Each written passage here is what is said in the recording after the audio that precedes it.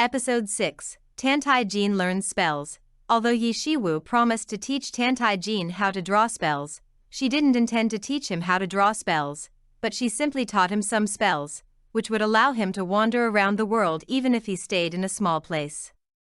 Yi Shiwu joined hands with Tantai Jin to watch different scenery and taught him the way of ruthlessness. Although he is a cultivator of immortals, Li Susu, who was once an immortal, naturally discovered that Tantai Jin does not have immortal roots, and no matter how he practices in this life, he will never become an immortal. Tantai Jin concentrated on learning to draw talismans without any distractions, but Yi Shiwu was so sleepy that he fell asleep. Tantai Jin woke up Yi Shiwu and continued to teach himself how to draw talismans. In order to let him rest, Yi Shiwu simply drew the fairy binding talisman tie-up Tantai Jin, while she fell asleep holding Tantai Jin. Seeing Yi Shiwu sleeping in his arms, Tantai Jin unexpectedly comprehended the spells he had learned. King Sheng investigated the root cause of Xiao Lin's wedding rebellion, and learned that the blood crow was the totem of King Jing's family, and Tantai Jin was also present on the day of the wedding banquet. It was rumored that the Iyue tribe could communicate and control birds and beasts. Since it was always a hidden danger, King Sheng ordered his subordinates to kill Tantai Jin secretly. When Yi Zhao's second son Yi Qingyu came back from the border, the common people lined up to welcome him. Yi Qingyu visited his family after returning home, but he found that Yi Shiwu was not there. Although his father and grandmother explained for Yi Shiwu, Yi Qingyu believed that the second sister's words and deeds represented the Yi family style. In the past few years in the frontier, he had heard that Yi Shiwu was notorious, and he also knew that no one would correct Yi Shiwu's mistakes after he left. Yi Qingyu came to visit Yi Shiwu, and found that she was still sleeping on Tantai Jin, turned around angrily and left. After waking up, Yi Shiwu was called to the ancestral hall. Yi Qingyu accused her of being unfilial by making her elders wait for her absent meal without reason, that it was disfraternal to not meet her brother when she returned home, and that she was shameless for prostitution with her husband-in-law. Yi Qingyu felt ashamed of being against the lintel of Ye's family, and punished Yi Shiwu to kneel down in the ancestral hall for a stick of incense to reflect on himself. Yi Shiwu learned from Chun Tao's mouth that her father Yi Xiao didn't like red tape, so Yi Qingyu was elected as Yi Qingyu as the governor of the Yi family. Yi Shiwu learned from Chun Tao that Yi Qingyu had rushed to find Tantai Jin. She was afraid that her younger brother would embarrass Tantai Jin and hurried to the residence to find the two. Yi Qingyu found Tantai Jin, apologized for his second sister's past actions, and invited Tantai Jin to have dinner together in the future, hoping that Tantai Jin could restrain Yi Shiwu's words and deeds in the future. Yi Qingyu found out that Tantai Jin learned the curse, and suspected that the chaos of Xiao Lin's wedding was related to Tantai Jin. Tantai Jin denied it, and Yi Qingyu wanted to take the opportunity to observe his bones and examine his fundamental nature, but Tantai Jin didn't agree.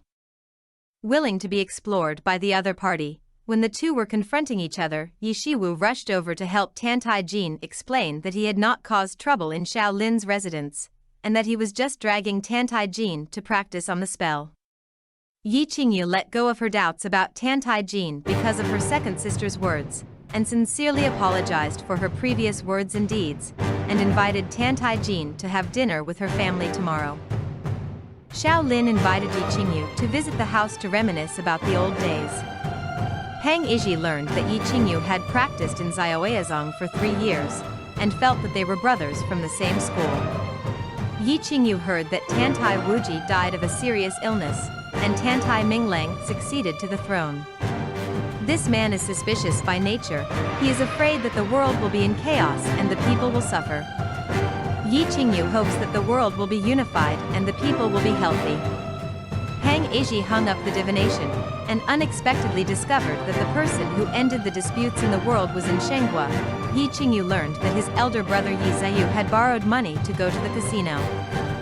So he came to the casino to teach Yi Zayu a lesson. At this time, Yi Zayu in the casino lost several rounds in a row.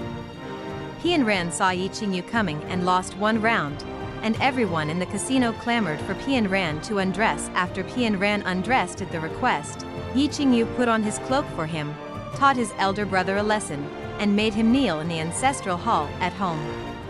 Yi Qingyu wanted to go back home, but was stopped by Pian Ran, who accidentally saw Pian Ran's appearance, and found that she seemed to have known him before. Yi Shiwu took Tantai Jin out of the house to buy New Year's goods, and Tantai Jin happened to be looking for a new monster, so he simply agreed to go out with him.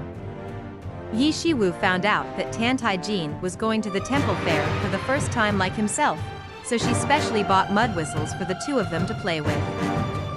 In order to help his eldest brother repay his gambling debts, Yi Qingyu accompanied Pian Ran to the temple fair to buy things. Pian Ran deliberately bought lip balm and asked Yi Qingyu to help him apply it. This scene happened to be seen by Yi Shiwu, and Yi Shiwu was very surprised. Tantai Jin recognized Pian Ran as a demon, and tried to take out her demon pill for his own use. Yi Shiwu went shopping in the clothes shop, bought new clothes for her grandmother, father and brothers, and specially helped Tantai Jin choose several new clothes. Seeing Yi Shiwu's name for her, Tantai Jin felt a little strange feeling. The two saw an old woman selling firecrackers in the wind and snow on the way home after preparing the New Year's goods. Yi Shiwu couldn't bear to buy all the firecrackers in her hands, but Tantai Jin felt that Yi Shiwu's good deed could not help this person after all. The pain in the world is endless. Seeing Yi Shiwu's lost eyes, Tantai Jin comforted her that at least today this person could go home early for the new year.